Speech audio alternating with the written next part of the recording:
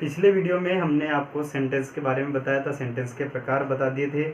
अब मैं यहाँ पे आपको कुछ सेंटेंस लिखूँगा और उन सेंटेंस में से जो वर्ड हैं उन वर्ड को पहचान के बताऊँगा कि वो कौन कौन से वर्ड क्या क्या हैं, और उसी के आधार पर मैं आपको पार्ट ऑफ स्पीच पढ़ाऊँगा। मैंने आपके सामने यहाँ पे 3 सेंटेंस लिखे हैं। इन सेंटेंस में मैंने कुछ जो वर्ड्स हैं इनको अंडरलाइन किया है। मैं बता देता हूँ आपको कि देखिए, ये इसको अंडरलाइन किया है, ये क्या है, ये नाउन है। आपने नाम सुना होगा, नाउन। जो वर्ड होते हैं इन सब वर्ड का अलग अलग काम होता है, ये काम के आधार पर डिवाइड होते हैं, इनका क्या काम है। देखिए, ये है राम। राम क्या, ये नाउन है, ठीक है। ये ही, ये प्रोनाउन है। मैं इसे सबके साथ लिख देता हूँ, उसके बाद आपको बता देता हूँ। तो 3 वाक्य मैंने आपके सामने लिखे हैं, 3 सेंटेंस है हमारे पास। जो शब्द होते हैं, हर शब्द का अलग अलग काम होता है, काम के आधार पर इनको विभाजित किया गया है और वो 8 प्रकार से हैं।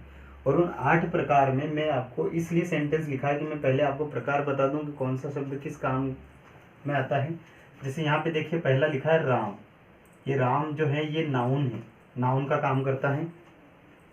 और दूसरा है ही लिखा है, ये प्रोनाउन का कार्य करता है, ये प्रोनाउन कहलाता है। ये वर्ड नाउन हो गया, प्रोनाउन। यहाँ फिर राम, ये नाउन है, ही लिखा है, प्रोनाउन है। सेंटेंस के अंदर ये वाक्य अलग अलग काम करते हैं, उस हिसाब से मैं आपको बता रहा हूँ। इसके बाद मैं इनके 8 प्रकार की डिटेल बताऊंगा। यहाँ नाउन बता दिया, ये प्रोनाउन है। इसके बाद वर्ब आती है, जो ये वर्ब है, ये शब्द वर्ब की तरह काम कर रहा है। फिर इसके बाद ये जो फास्ट लिखा है, ये जो शब्द हैं ये एडवर्ब की तरह कार्य कर रहा है, इसमें इसकी तरह, एडवर्ब की तरह। तो हमारे पास ये एडवर्ब हो गया, पहला नाउन, दूसरा प्रोनाउन, तीसरा वर्ब, चौथा एडवर्ब। इसके बाद ये जो शब्द है एडजेक्टिव, ये जो गुड लिखा है ये एडजेक्टिव है, ये 5वां, ये एडजेक्टिव का काम कर रहा है, ये वर्ड एडजेक्टिव। इसके बाद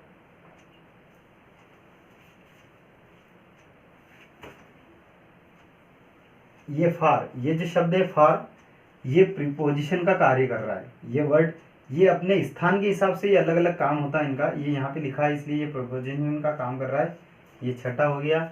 इसके बाद यहाँ देखिए, राम एंड श्याम, इसको जोड़ने वाला ये जो एंड शब्द लिखा है ये कंजक्शन के रूप में कार्य कर रहा है, ये कंजक्शन वर्ड कहलाते हैं। ये 7वां हो गया। और इसके बाद होता है ये जो खुशी वाला जाहिर कर रहा है, इन्हें हुर्रा, ये होता है इंटरजेक्शन। और ये 8वां। तो इस तरह से जो वर्ड, जो शब्द होते हैं, वर्ड होते हैं, वो अपने स्थान के हिसाब से जो काम करते हैं उनको अलग अलग भागों में विभाजित किया गया है। और वो 8 भागों में विभाजित किया गया है, जिन 8 भागों को एक साथ हम पार्ट ऑफ स्पीच कहते हैं। पार्ट ऑफ स्पीच में सबसे पहला आता है संज्ञा, नाउन।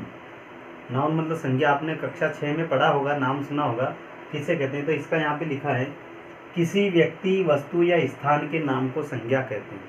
उदाहरण दिया है राम, किसी भी व्यक्ति का नाम हो, चाहे राम हो, श्याम हो, जो भी नाम हो, वो सब संज्ञा कहलाते हैं। वस्तु, टेबल, गेंद, कुर्सी, किताब, पेन, जो भी वस्तुएं सभी संज्ञा कहलाती हैं। इधर मुंबई, ये स्थान का नाम है, जगह का नाम है। जितने भी नाम है जगह के, वे सभी नाउन कहलाएंगे, यानी संज्ञा कहलाएंगे। इसमें एग्जाम्पल देख लेते हैं। पहला लिखा है, Ravi is a good boy.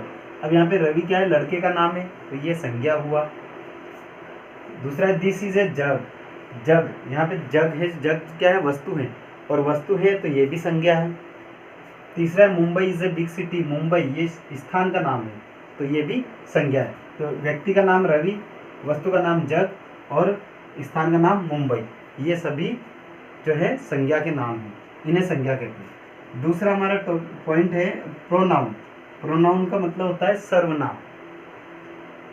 जो संज्ञा के स्थान पर प्रयोग किए जाने वाले जो शब्द होते हैं उन्हें प्रोनाउन कहा जाता है। जैसे ये रवि लिखा है, Ravi is a good boy, Ravi अच्छा लड़का है।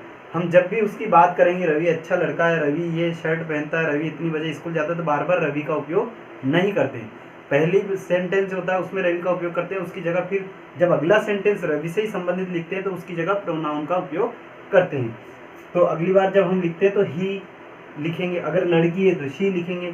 इस तरह से जो उपयोग करते हैं वो प्रोनाउन कहलाते हैं। यहाँ पे देखिए आप उदाहरण है ही, शी, दे, यू।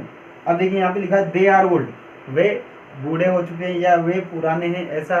तो वहाँ पे वे कौन, जब किसी समूह के लिए कहा गया है, किन्हीं व्यक्तियों के नाम के लिए कहा गया है, तो उनकी जगह दे का प्रयोग किया बहुत सारे लोगों के लिए। यहाँ पे he is a good boy, जैसे यहाँ लिखा था रवि इज़ गुड बॉय।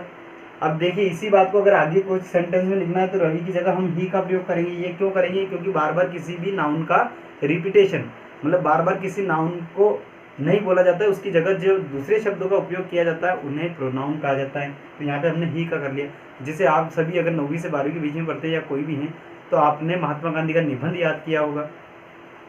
उसमें देखिए पहली बार आता है Gandhi ji is a great man या ग्रेट लीडर, उसके बाद ही आता है, उसमें ही का ही प्रयोग होता है। ऐसे ही काऊ का जो निबंध आपने 10 लाइन याद की होगी 8वीं तक, उसमें पहली लाइन में काऊ आता है, काऊ इज़ ए पेट एनिमल। इसके बाद इट हैज़ 4 legs, इट का प्रयोग हो जाता है। तो वो सभी प्रोनाउन है जो नाउन की जगह यूज होते हैं। इसके बाद इसका पहला सेंटेंस दे आर ओल्ड, दूसरा he is a good boy, तीसरा देखिए दिस इज हिज पेन। अब this is his pen, his का प्रयोग हुआ, ये भी प्रोनाउन। दिस का प्रयोग, यह जो पेन है यह उसका पेन, यह किसका पेन है, उसका। अब नाम नहीं दिया लेकिन ये दिस किसके लिए, यह इसके लिए। तो यहाँ किसी भी नाउन के लिए जो जिन शब्दों का उपयोग किया जाता है वही प्रोनाउन कहलाते हैं। तीसरा है हमारे पास एडजेक्टिव। एडजेक्टिव का मतलब होता है विशेषण। विशेषण क्या होते हैं, जो शब्द किसी नाउन या प्रोनाउन मतलब संज्ञा या सर्वनाम की विशेषता बताते हैं वे विशेषण कहलाएंगे। यहाँ लिखा है जो शब्द किसी नाउन या प्रोनाउन की विशेषता बताते हैं वे एडजेक्टिव कहलाते हैं। मतलब नाउन और प्रोनाउन की विशेषता बताने वाले शब्द एडजेक्टिव कहलाते हैं। जैसे शब्द कौन से, रेड, गुड, बिग, इस तरह से और भी हो सकते हैं, स्मॉल, है ना। पहला वाक्य हमने लिखा है I have a red book.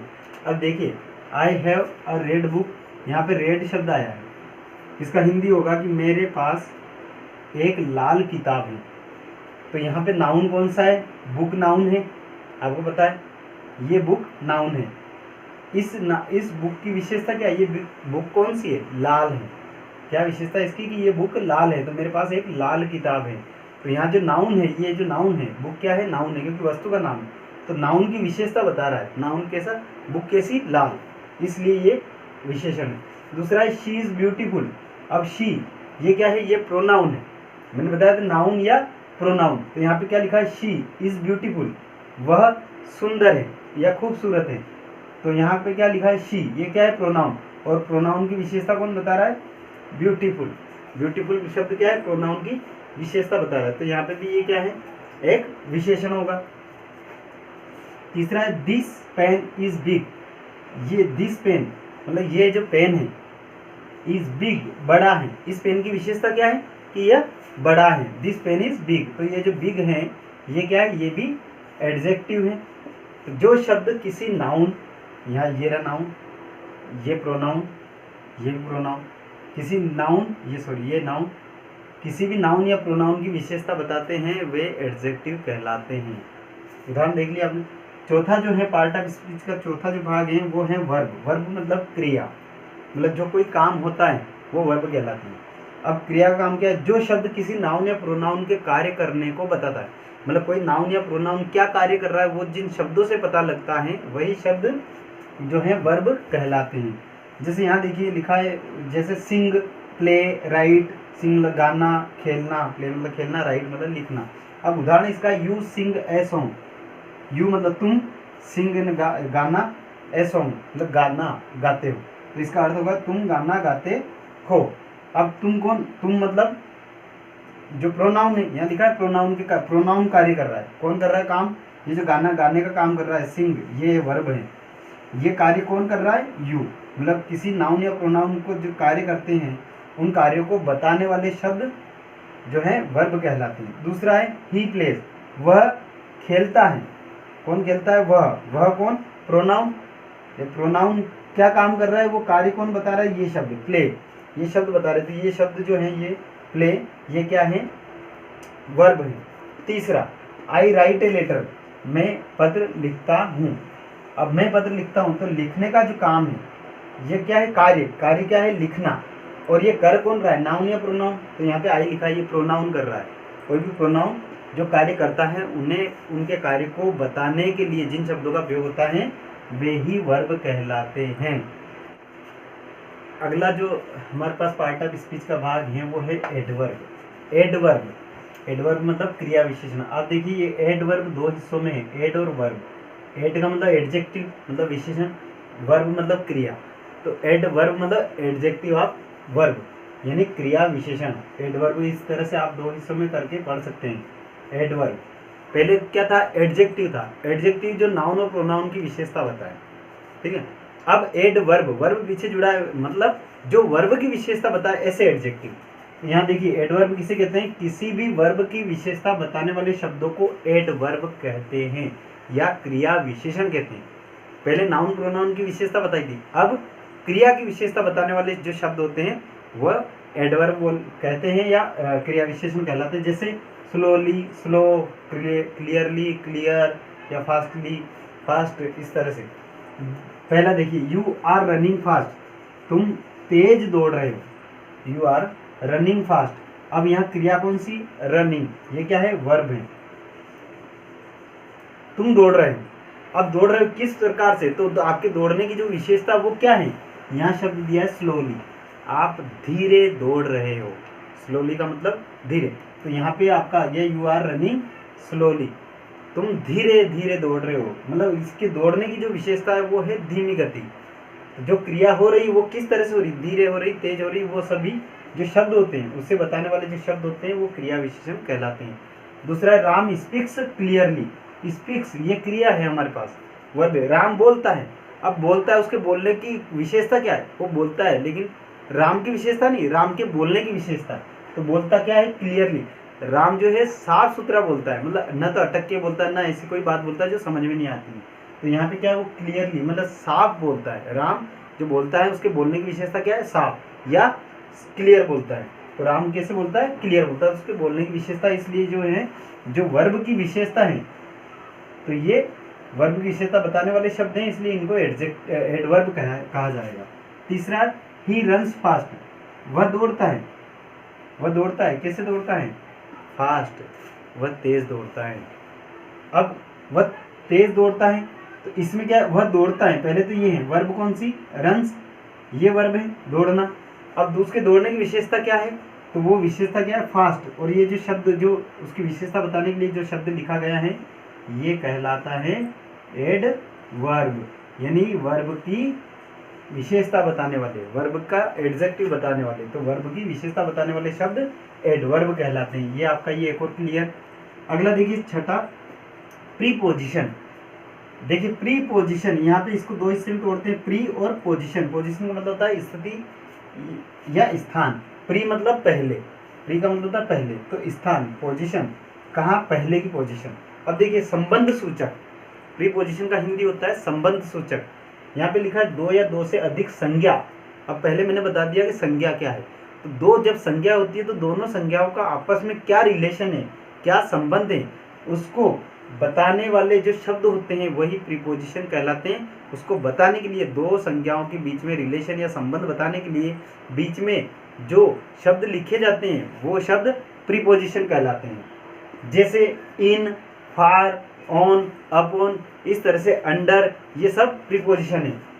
तो देखिए पहला मैंने शब्द लिखा है, जो सेंटेंस लिखा है, आई लिव इन मंदसौर, मैं रहता हूँ मंदसौर में। देखिए मैं, आई लिखा, आई लिव इन मंदसौर, मैंने आई लिखा। यहाँ आप राम भी लिख सकते हैं, राम लिख देते हैं, चलो आपको समझ में आ जाएगा। राम, राम क्या है, संज्ञा है, ठीक है, यहाँ पे भी राम लिख देते हैं। क्योंकि देखिए हम यहाँ पे सीता लिख देते हैं, सीता सिर्फ, अब मैंने लिख दिया। ये इसलिए लिखा क्योंकि आपको पता लग जाए कि संज्ञा क्या। देखिए राम लिखा है ना, राम क्या है, राम व्यक्ति का नाम है, और व्यक्ति का नाम है इसलिए ये संज्ञा है। इसमें दूसरी संज्ञा क्या है, मंदसौर, मंदसौर क्या है, स्थान का नाम है, तो ये भी संज्ञा है।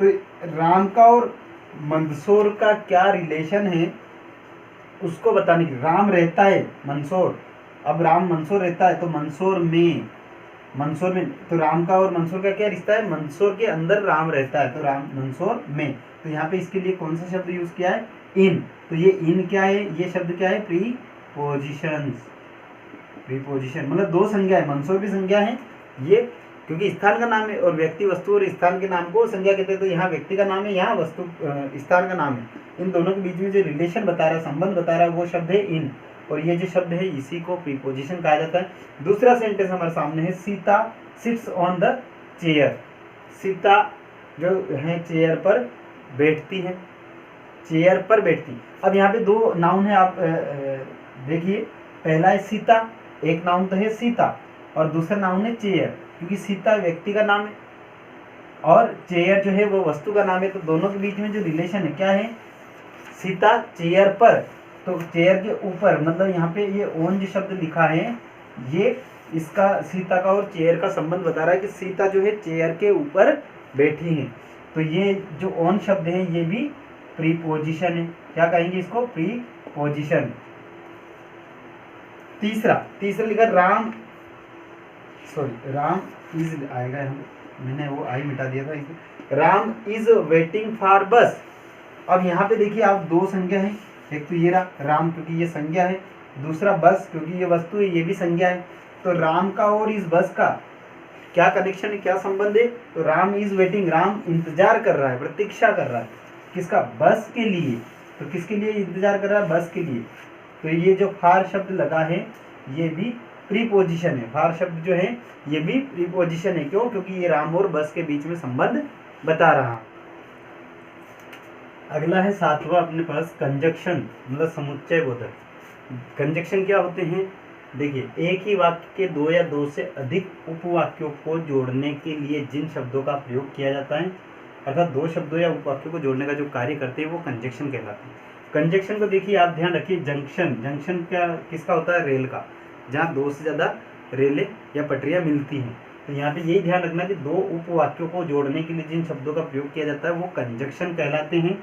जैसे कौन कौन से वाक्य, एंड, आर, बट, ये वाक्य, ये शब्द हैं एंड, आर और बट, यहाँ प्रयोग करते हैं। इसका पहला उदाहरण अपने पास है, Ram and Shyam went to school.